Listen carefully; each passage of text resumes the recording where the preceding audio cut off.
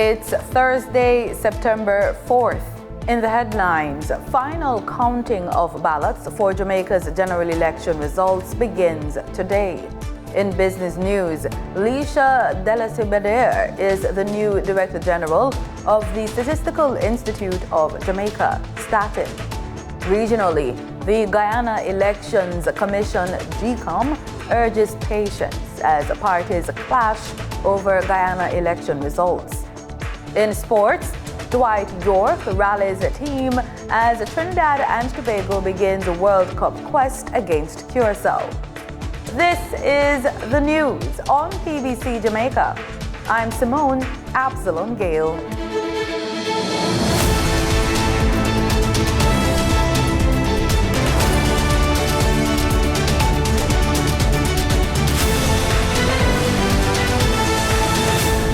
The Electoral Office of Jamaica says the final counting of ballots for the September 3 general election is scheduled to begin today, September 4, with returning officers overseeing the official count at designated counting centers across the island. The final tally will confirm seat allocations and vote margins, which could affect recount requests in closely contested constituencies. Preliminary results from the EOJ indicate that the Jamaica Labour Party secured most votes in 34 constituencies, while the People's National Party received the most votes in the remaining 29 constituencies. These results mirror earlier projections and confirm a narrow but decisive win for the Jamaica Labour Party, giving them a third consecutive term in office, a historic achievement for the party. The EOJ has also confirmed that voter turnout in Wednesday's general election stood at 39.5%, a modest increase over the 37.9% recorded in the 2020 polls, which marked the country's lowest turnout in electoral history. The EOJ has reminded the public that the preliminary figures are subject to change following the completion of the final count. Prime Minister-designate Dr. Andrew Holness on Wednesday night lauded supporters of the Jamaica Labour Party for securing a historic third consecutive general election victory over the People's National Party, describing the triumph as the result of determined effort rather than default.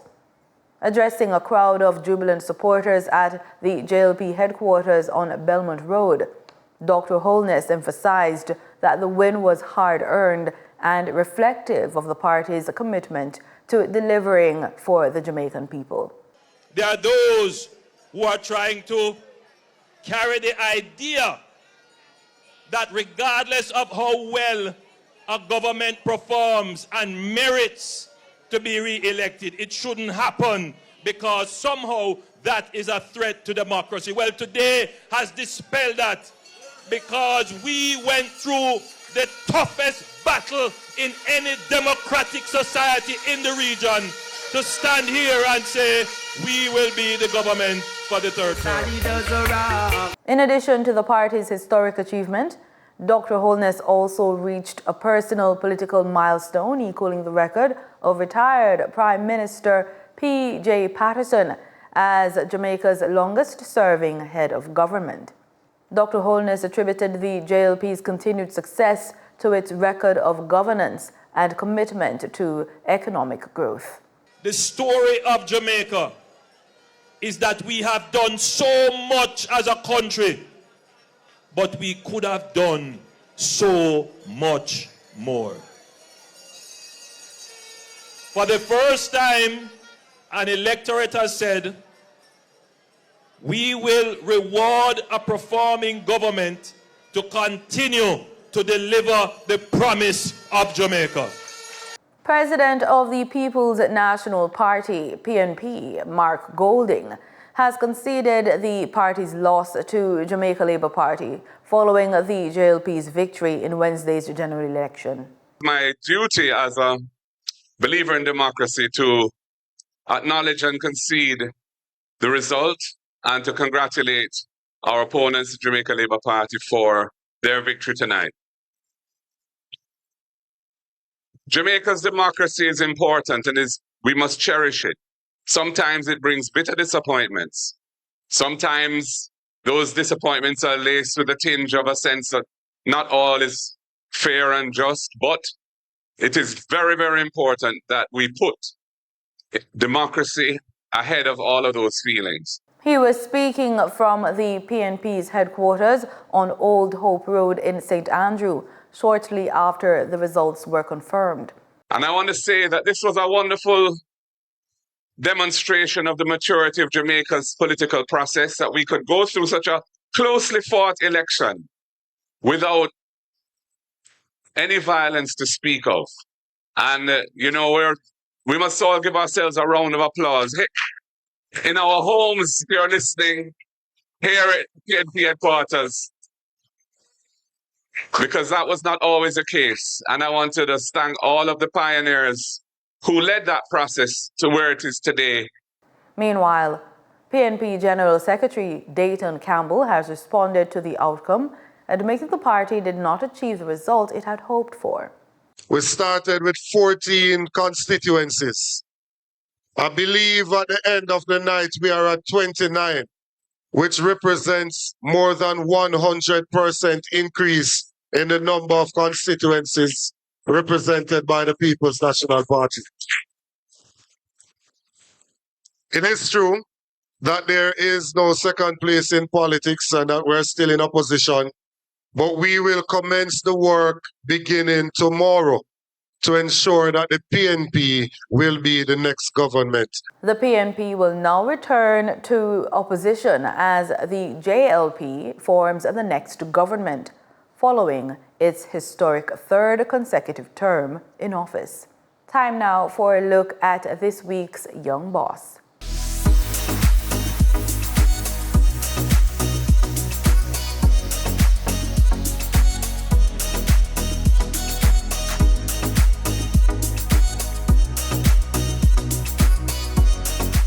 Hi, I'm Cavell Hilton, CEO and founder of STEM Builders Learning Hub, Jamaica's first online learning platform that is dedicated to STEM skills development. So STEM Builders Learning Hub is an online, and now we have an on-site platform, so persons can come and visit us at shop number 12, Pond Rock Plaza, Helshameen Road. So that's where you can basically come to do your SBAs, you can come to do hands-on science experiments, or even face-to-face classes. So when we started out, we were actually mostly online, and that worked with the climate because, it was COVID. And so we were actually one of the first EdTech organizations to actually start offering online learning to students. So I taught at the Alpha Convent of Mercy Academy for over 7 years. And I definitely think that is one of the best decisions I ever made, because I really enjoyed working with those young ladies and inspiring them. And they will tell you even now that I continue to do so even outside of the classroom. And that's one of the reasons why I actually stopped teaching at Alpha, not because I wanted to come out of the classroom necessarily or come out of science education, but because I wanted a larger platform so that I could impact more students and more schools. So I started working at the Scientific Research Council as a coordinator for the Science and Technology Education Unit, where we reach schools across the island. And from there, all of that experience actually just helped me to come up with a solution to a problem that I felt that was constant in the Jamaican education system, and that is a lack of access to quality science, technology, engineering, and math resources and teachers. Great question. So my business is unique because we don't just offer the theory online like a lot of edtech organizations are doing, no. But we offer an opportunity for students to get that hands-on experience through our science kits or physically coming to our location to do those science experiments. We make learning fun, we make it practical, we use project-based learning and real problem solving. So for me, when I'm interacting with my students, I'm getting them to start thinking critically from as early as 3 years old, right? So that's unique about us. And we also offer that science kit that allows students to learn wherever they are, so they can still get that practical experience. It's one of the first science kits that is locally made, using resources that are here in Jamaica and that is tailored to our local curriculum. It has been positive. Like now we recently launched our Little Einsteins program. I wrote a children's book. Yes, so we've been doing big things this year. I wrote a children's book called Little Einstein Save the Beach. And it highlights some of the issues that we have with environmental pollution, as well as offer that problem solving where students can actually carry out experiments to try to figure out how they can be a part of that conversation in terms of solving global challenges. So my future plans for STEM Builders is for STEM Builders to not just be located in Greater Portmore or in Portmore, but for STEM Builders, like a STEM Builder location, to be located across the island, and for STEM Builder science kits to be offered to students across the region, and our approach to STEM education be something that is adapted in different schools. So I'm hoping that in a few years that we'll be able to do more teacher training programs, that will be able to assist more schools to really spread this message and this vision and to really achieve that transformation that we're looking for in the education system. We'll now have the business report from Denise Williams.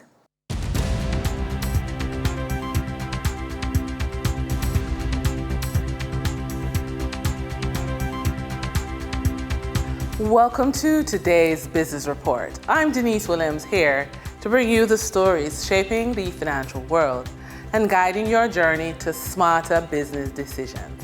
Let's dive into the top headlines.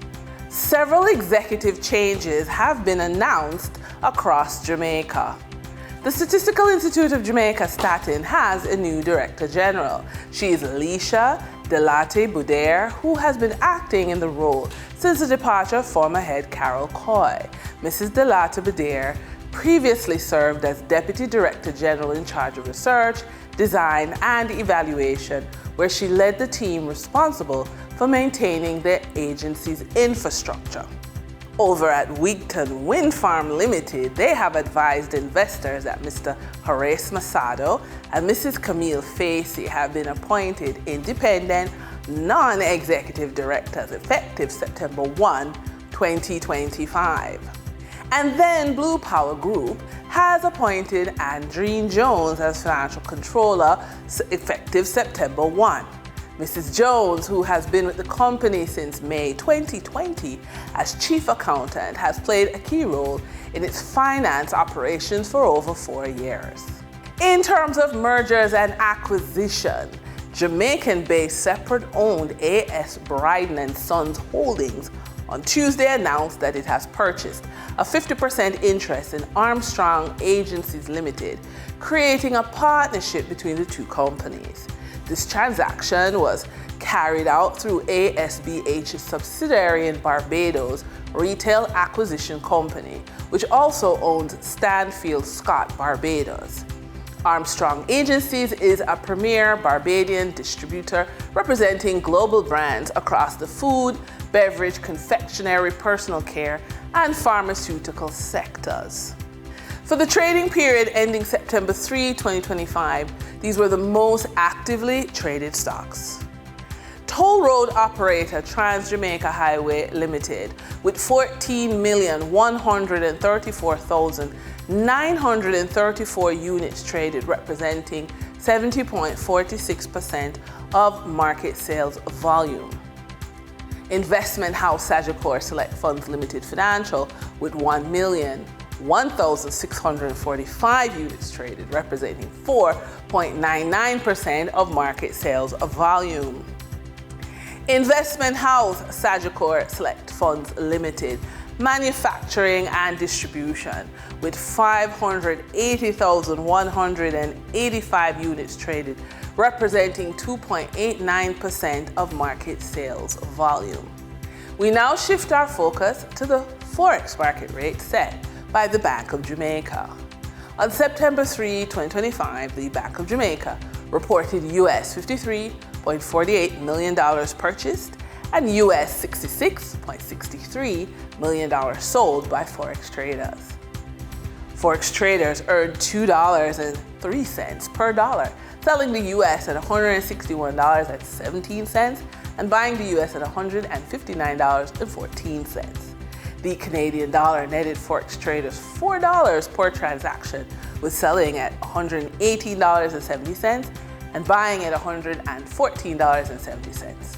The British pound yielded forex traders $7.96 in profits, with selling at $217.10 and buying at $209.14. For our credit report tip of the day, far too many people still believe that debt will somehow vanish if they ignore it, or that banks will automatically keep their credit reports accurate. These myths are not only false, they're expensive.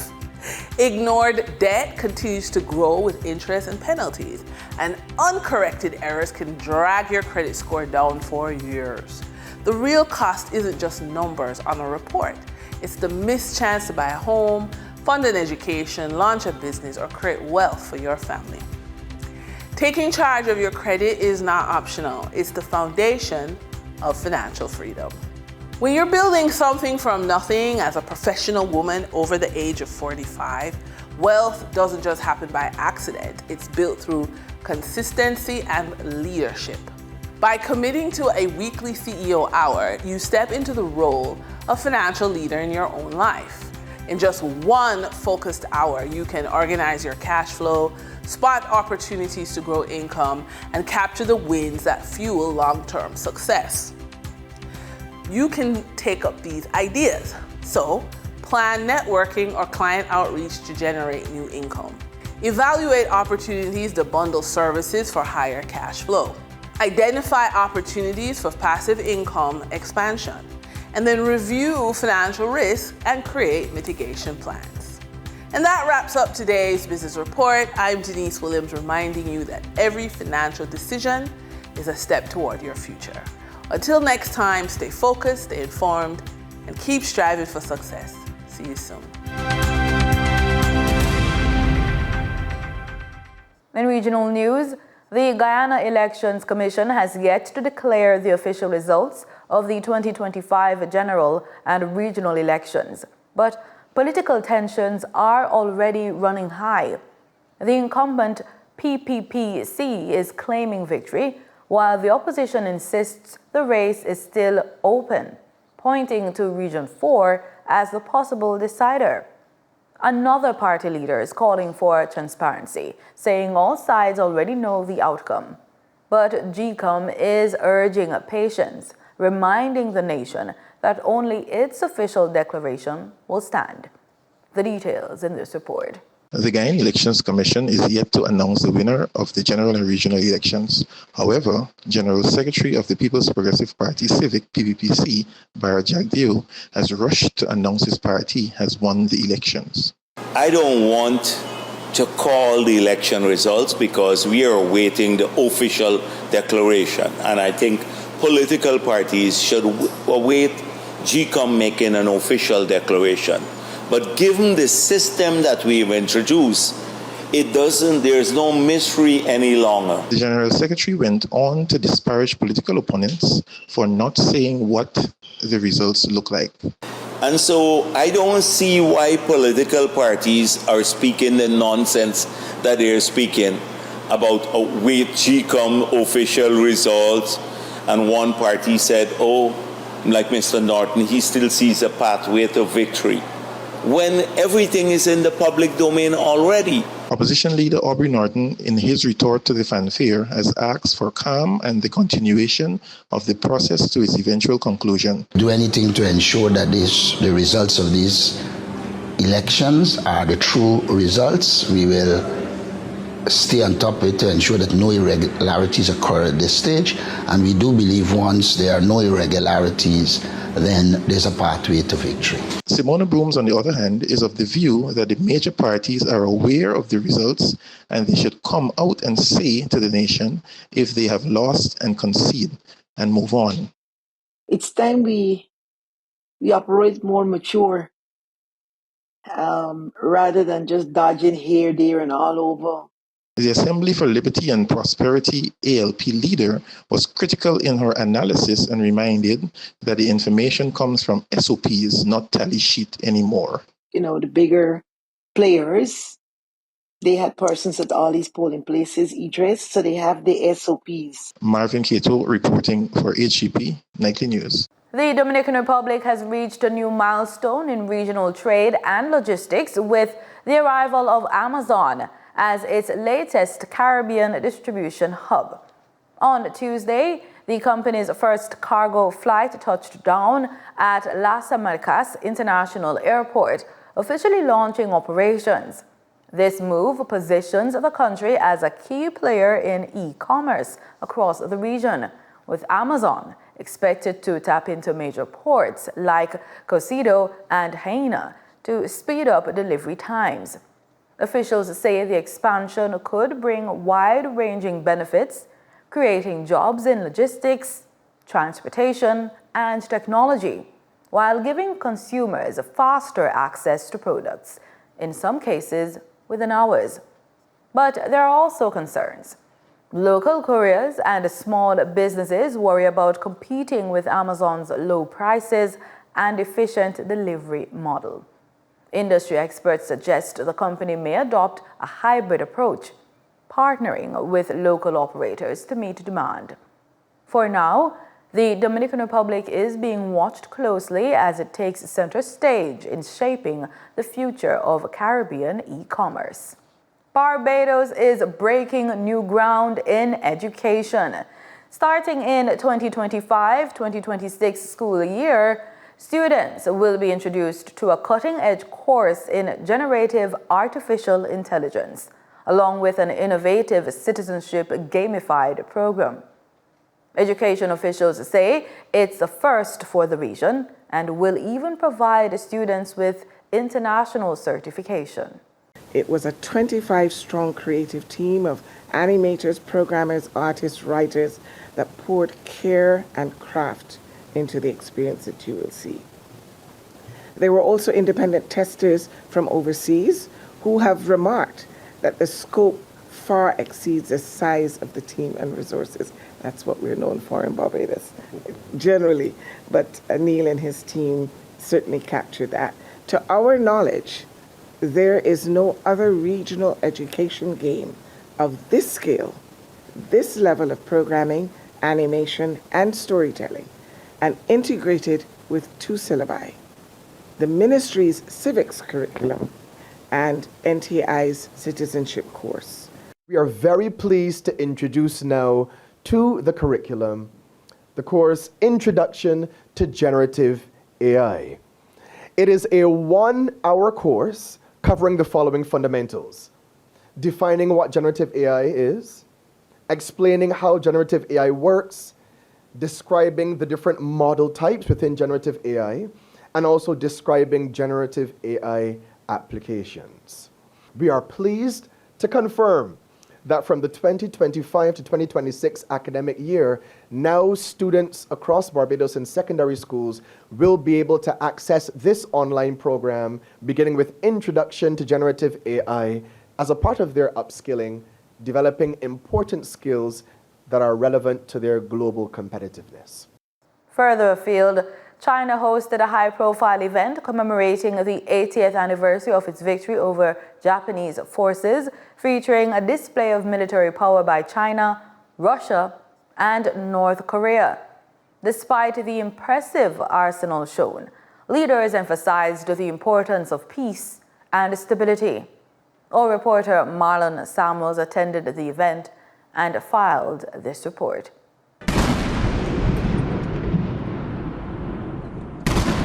September 3rd, 2025 marked 80 years since China's resistance against Japanese invasion, featuring a showcase of military strength.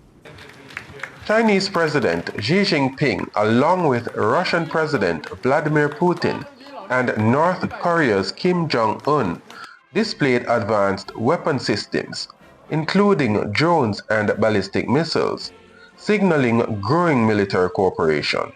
While the display underscores their strategic capabilities, a symbolic dove release at the end signified their desire for peace.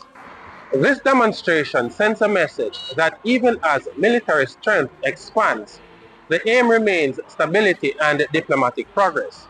an important consideration for regions like the Caribbean, who may be affected by shifting global security dynamics. In a world of complex geopolitics, the balance between strength and peace continues to shape international relations. For the news on PBCJ, I am Marlon Samuels in Beijing, China. In sports, we begin on the field with football. The onus is on us to make the most of home advantage. Those were the words of Trinidad and Tobago's senior men's football team head coach, Dwight York, ahead of Trinidad and Tobago's CONCACAF World Cup qualifier against Curaçao. Friday's match at the Hazley Crawford Stadium will be the first of 6 matches in Group B, with Trinidad and Tobago aiming to qualify for their first FIFA Men's World Cup since 2006.